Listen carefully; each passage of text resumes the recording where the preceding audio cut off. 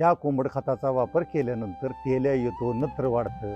मला ही lab taste करून माझ्या पुढं फक्त लॅब टेस्ट पाठवा माझ्या व्हॉट्सअपला, महाराज अमक्या अमक्या लॅबमध्ये कोंबडखत टेस्ट केल्यानंतर त्या लॅबनं सर्टिफिकेट दिलं ह्याच्यात नत्राचं प्रमाण जास्त आहे आणि कोंबड खतानं तेल्या येतो.